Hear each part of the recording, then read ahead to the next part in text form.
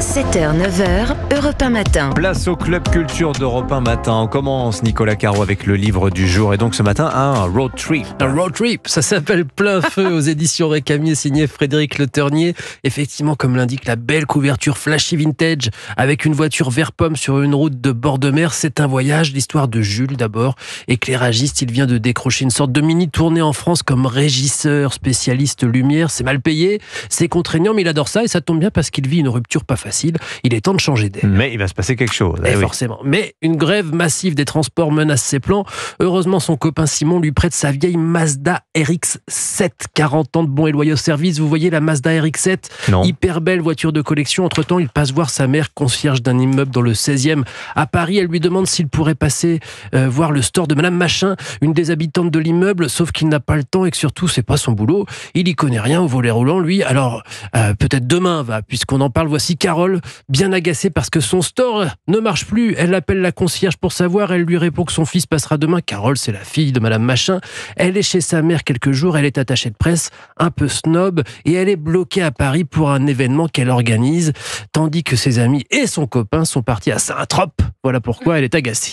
Et donc les deux vont se rencontrer. Bien entendu. Évidemment. Vous êtes fort ce matin. Je vous la fais courte, mais vous aviez compris. Pendant que Jules répare le store, Carole apprend que son train pour la semaine prochaine est annulé et ils partent ensemble dans la Mazda.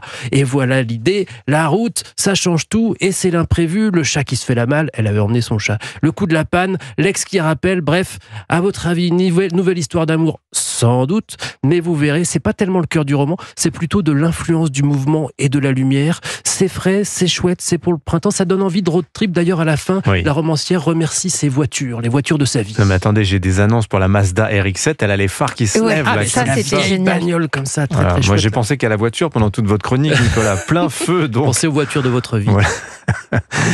Les voitures japonaises, c'est pas mal. Signé Frédéric Le Ternier, donc c'est chez Récamier. Et effectivement, on ne peut pas manquer la couverture. Elle est magnifique, la Elle est couverture. très années 80, je trouve. Exactement.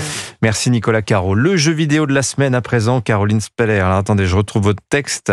Ah oui, ça s'appelle Koira. Ah oui. C'est un titre indépendant du studio français Dantnod. Vous aimez bien cela, Dantnod, hein. Dès qu'ils sortent un jeu, vous nous en parlez. Oui, c'est des expériences narratives et cette production, c'est sans score, sans combat, ni dialogue. Un conte visuel entre le fantasia de Disney et la poésie des films d'animation Ghibli.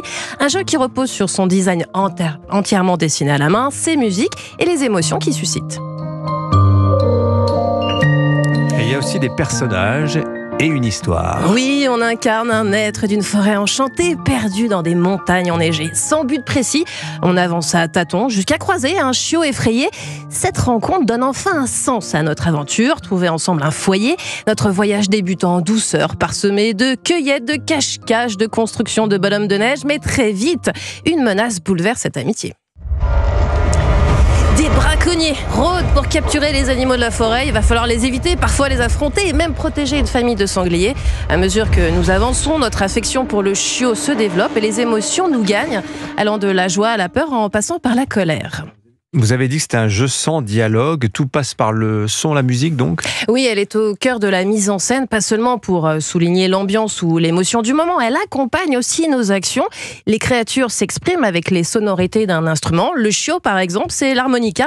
Même les énigmes de la forêt se résolvent en débloquant des notes et des mélodies. Koira est un jeu de quelques heures à télécharger sur PC et PS5 pour moins de 20 €. Accessible à tous, il ne demande pas de gagner mais de ressentir.